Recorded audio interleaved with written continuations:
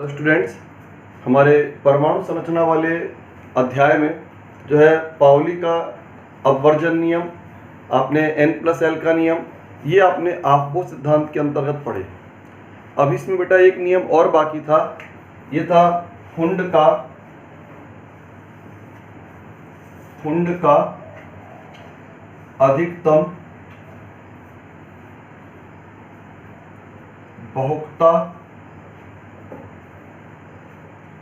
का नियम। देखिए, हुंड का नियम क्या कहता है, एक उपकोष के सभी कक्षकों में, हुंड के नियम के अनुसार एक उपकोष के सभी कक्षकों में जब तक एक एक इलेक्ट्रॉन समान चक्रण से ना आ जाए तब तक इलेक्ट्रॉनों का युग्मन प्रारंभ नहीं होता। जब तक उपकोष के प्रत्येक कक्षक में एक एक इलेक्ट्रॉन समान चक्रण से नहीं आ जाता है तब तक इलेक्ट्रॉनों का युग्मन प्रारंभ नहीं होता है। इसे हुंड का अधिकतम बहुलकता का नियम कहते हैं। जैसे हम इसको यूं समझें, यह आपका डी उपकोष है, डी उपकोष में 5 डी कक्षक है। अब इसमें एक कंडीशन तो यह है, मान लीजिए हमें इसके अंदर D6 भरना है या D5 या फिर हम इसको मान लें D4 भरना है हमें। तो अब D4 भरने के लिए क्या संभावना है? एक तरीका तो यह है, एक तरीका यह हो सकता है, और D4 के लिए एक तरीका यह भी हो सकता है। अब हुंड का नियम क्या कहता है?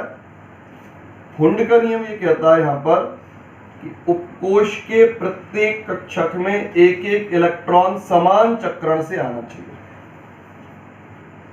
उपकोष के प्रत्येक कक्षक में एक एक इलेक्ट्रॉन समान चक्रण से आना चाहिए। जब सभी कक्षकों में एक एक इलेक्ट्रॉन समान चक्रण से आ जाएगा उसके बाद ही इलेक्ट्रॉन का जोड़ा बनना प्रारंभ होगा।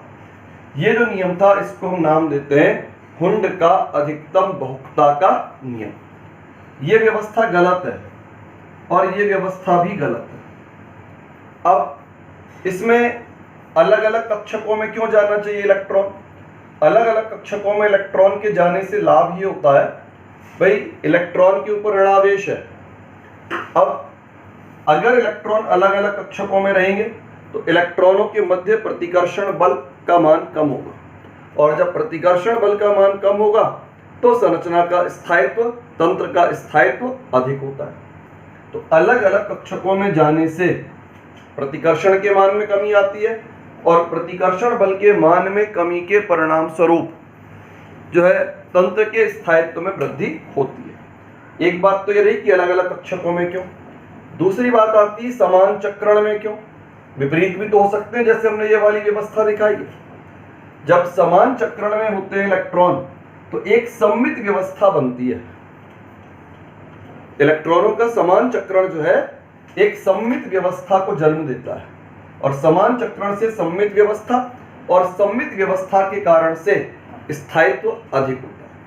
सममित और असम्मित दोनों में अगर तुलना की जाए तो सममित व्यवस्थाओं का स्थायित्व जो होता है वो असम्मित व्यवस्थाओं की तुलना में अपेक्षाकृत अधिक पाया जाता है।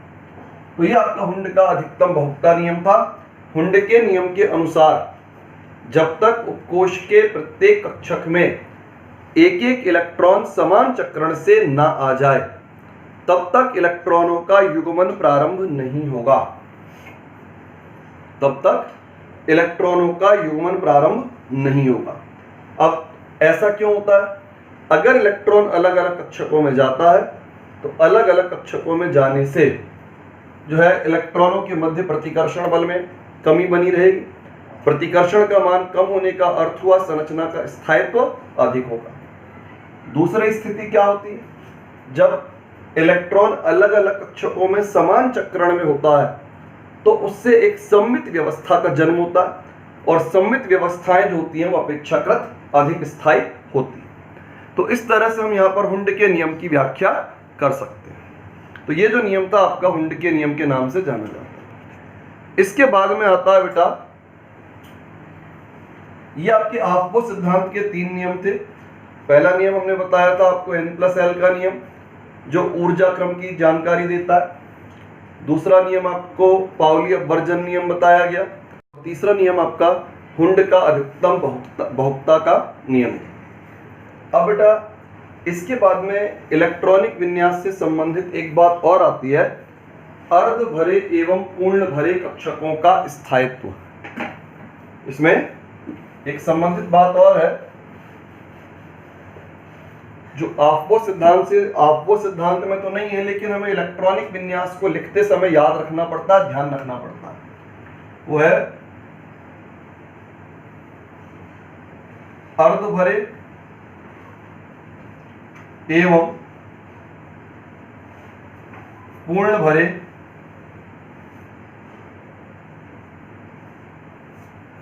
कक्षकों का स्थायित्व। बेटे अर्ध भरे और पूर्ण भरे कक्षकों का स्थायित्व का मतलब है कि अगर कक्षक अर्ध भरा है या कक्षक पूर्ण भरा है, तो ऐसी अवस्था में उन कक्षकों का स्थायित्व जो है अन्य की तुलना में अधिक होता है। जैसे एक स्थिति है आपकी D4 और एक स्थिति है D5।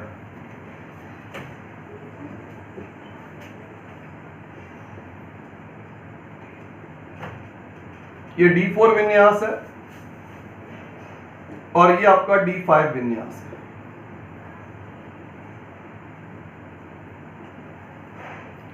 तो ये जो है अर्ध भरे डी कक्षक,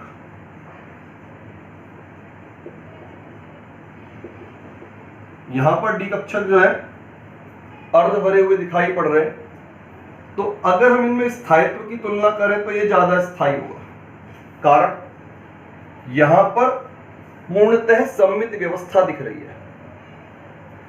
सममित तो यहां पर भी है, लेकिन पूर्ण सममित नहीं है, क्योंकि ये वाला कक्षक कैसा हो गया, रिक्त रह गया।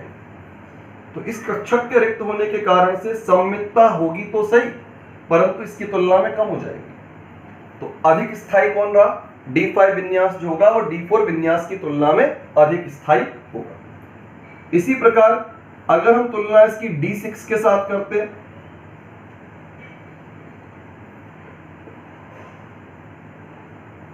तो D6 के साथ तुलना की जाए तो ये एक असम्मित व्यवस्था होगी। इसकी सम्मितता का मान इसकी तुलना में काफी कम हो जाएगा। तो इसका मतलब रहा कि D6 का स्थायित्व जो है वो कम होगा। तो अर्ध भरे कक्षक हो या पूर्ण भरे कक्षक हो, जैसे मान लीजिए पूर्ण भरे में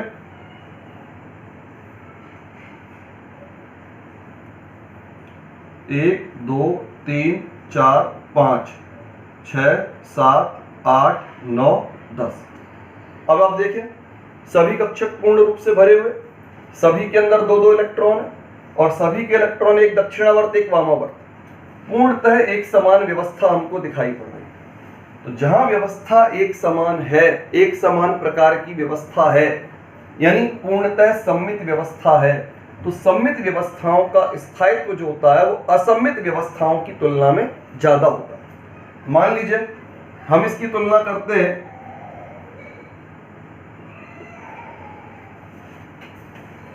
D9 के साथ। अगर हम तुलना D9 के साथ करें तो ये एक असम्मित व्यवस्था है और ये एक सम्मित व्यवस्था है, और जहां व्यवस्था सम्मित व्यवस्था होती है वहां स्थायित्व का मान अपेक्षाकृत अधिक हो जाता है। तो इस तरह से आपके अर्ध भरे कक्षक, पूर्ण भरे कक्षक, इनका स्थायित्व तुलनात्मक रूप से ज्यादा होता है और अधिक स्थायित्व के कारण से कई स्थानों पर इलेक्ट्रॉनिक विन्यास के नियमों का विरोध किया जाता है। स्थायित्व के कारण से कुछ स्थानों पर इलेक्ट्रॉनिक विन्यास के नियमों का विरोध भी किया जाता है। तो अब बेटा हमने इलेक्ट्रॉनिक विन्यास के नियमों को अध्ययन किया। अब हम यहाँ पर कुछ प्रमुख तत्वों के जो है, कुछ आवश्यक तत्वों के इलेक्ट्रॉनिक विन्यासों का हम यहाँ पर अध्ययन करने जा रहे हैं। तो इस चैप्टर का हमारा आखिरी टॉपिक आता है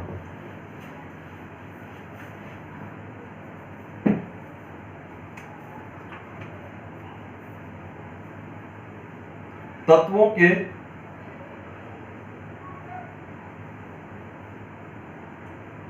इलेक्ट्रॉनिक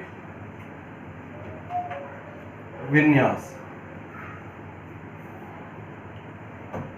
अब बेटा इलेक्ट्रॉनिक विन्यास में हमें यहाँ पर कुछ बातें आवश्यक रूप से जानकारी में रखनी पड़ेंगी। अब क्या क्या जानकारी रखनी है? पहली बात तो कक्षकों का ऊर्जा क्रम हमारे दिमाग में फिट होना चाहिए। ऊर्जा क्रम में हमने बताया था सबसे पहले इलेक्ट्रॉन 1s में आता है, उसके बाद 2s में आता है, 2s के बाद 2p, फिर 3s, 3p,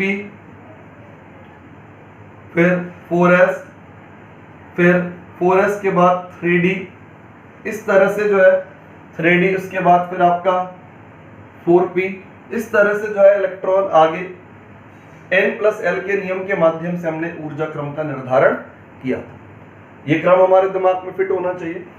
दूसरी बात, हमारे दिमाग में और क्या बात रहनी चाहिए कि s कक्षक है तो s में अधिकतम 2 इलेक्ट्रॉन भरने, p में अधिकतम 6 इलेक्ट्रॉन होते हैं p में, d में अधिकतम 10 इलेक्ट्रॉन और f में अधिकतम 14 इलेक्ट्रॉन। तो इन बातों को ध्यान में रखते हुए विन्यास लिखा जाता है। एक और बात,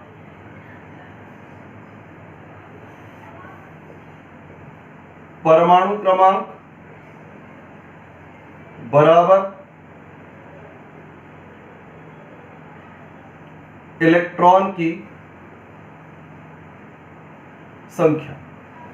मान लो परमाणु क्रमांक 10 है तो 10 ही इलेक्ट्रॉन होंगे, कारण परमाणु क्रमांक 10 का मतलब 10 प्रोटॉन है, और अगर प्रोटॉन की संख्या 10 है तो उदासीनीकरण के लिए आपको 10 इलेक्ट्रॉनों की आवश्यकता पड़ेगी।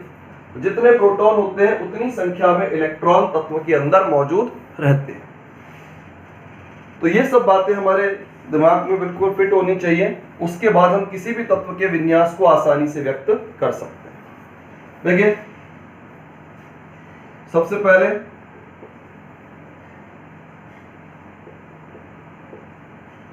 परमाणु क्रमांक,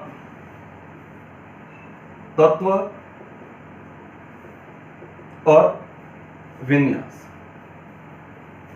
परमाणु क्रमांक 1 तत्व है हाइड्रोजन और सबसे कम ऊर्जा वाला कक्षक होता है 1s। तो सबसे पहले इलेक्ट्रॉन हमेशा किस में भरा जाएगा? 1s में भरा जाएगा। कितने इलेक्ट्रॉन भरने? परमाणु क्रमांक बराबर इलेक्ट्रॉनों की संख्या। परमाणु क्रमांक 1 है, 1 ही इलेक्ट्रॉन भरना है। तो इसका इलेक्ट्रॉनिक विन्यास हो गया 1s1। फिर परमाणु क्रमांक 2 हीलियम। हीलियम में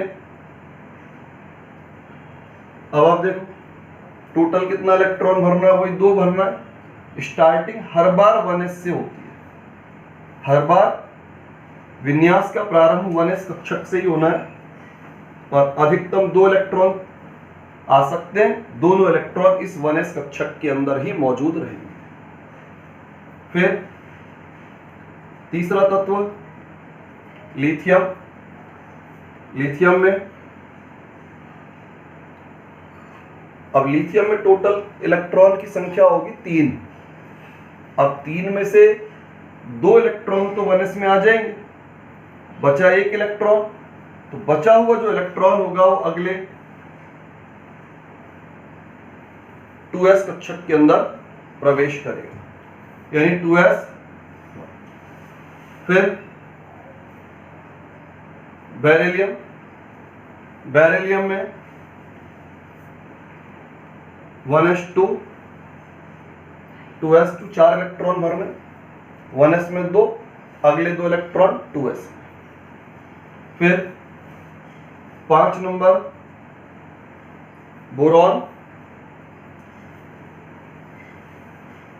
1s में 2, 2s में 2 और 2p में 1। बेटा एक कॉमा का नियम होता है, जहां कोश चेंज होगा, जहां कोश चेंज होगा वहां कॉमा लगेगा।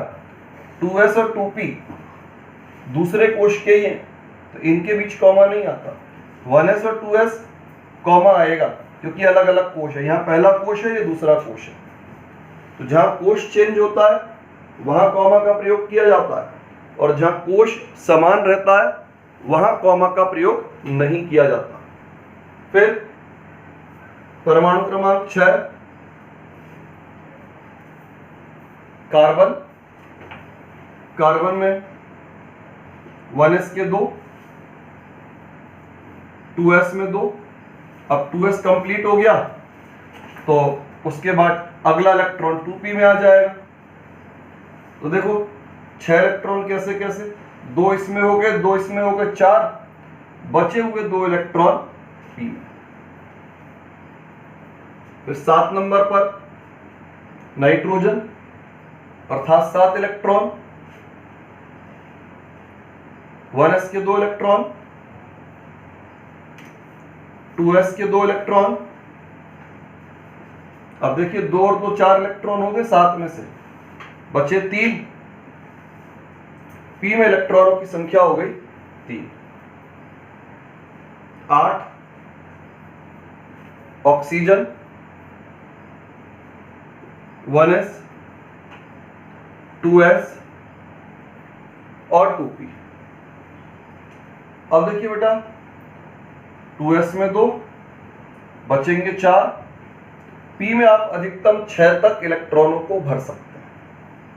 फिर 9 नंबर फ्लोरीन। फ्लोरीन में 9 इलेक्ट्रॉन है, s के 2, 1s2, 2s2, 2p 5। अगला 10वां नंबर आता है नियॉन। तो नियॉन में 1s2, 2s2, 2p6। अब p के अधिकतम 6 पूरे हो चुके। जब p के अधिकतम 6 पूरे हो चुके हैं तो अगला इलेक्ट्रॉन 2p के बाद जाएगा 3s में। 2p के बाद का अगला इलेक्ट्रॉन 3s में जाएगा। अब देखिए 11 नंबर आता है आपका सोडियम।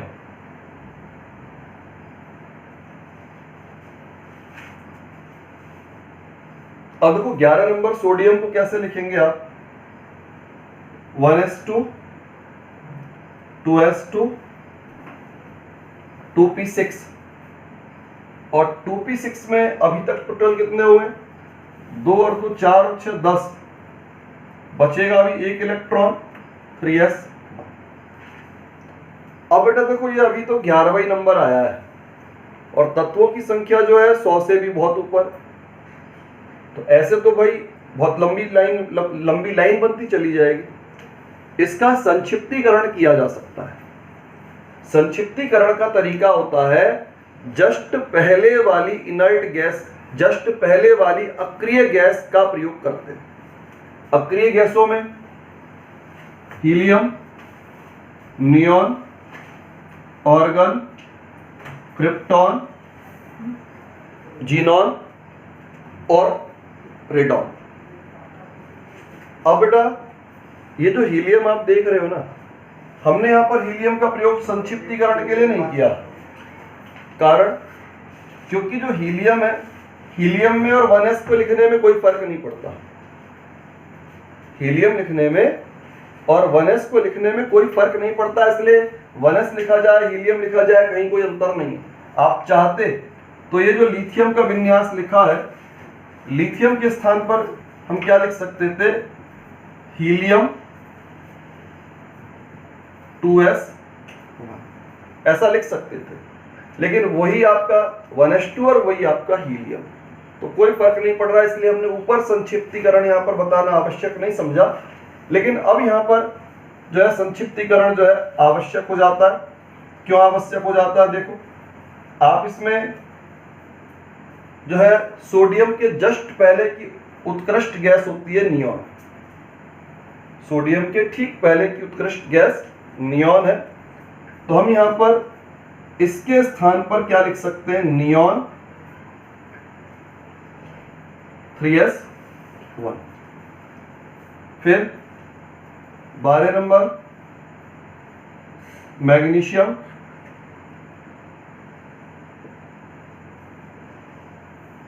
अब 3s2, संक्षिप्त में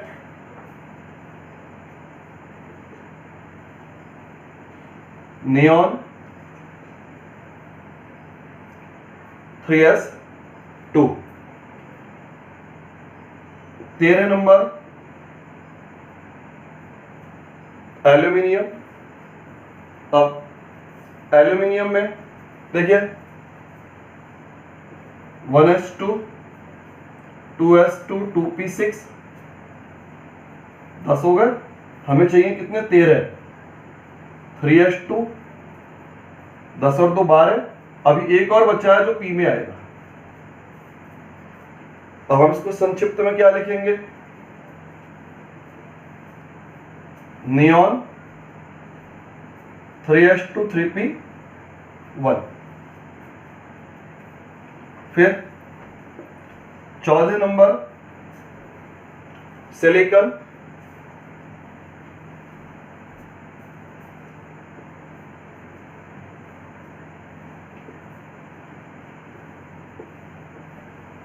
आप इसे संक्षिप्त में नियॉन 3s2, 3p2। अब इसके बाद 15 phosphorus, 1s2, 2s2, 2p6, 3s2, 3p3। या आप इसको संक्षिप्त में लिखें नियॉन 3s2, 3p3। 16 नंबर सल्फर,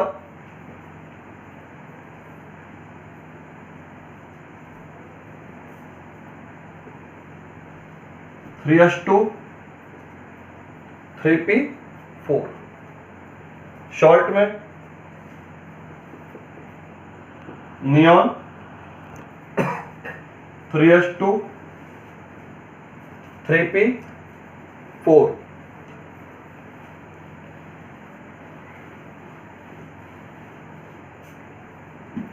सत्रह नंबर क्लोरीन,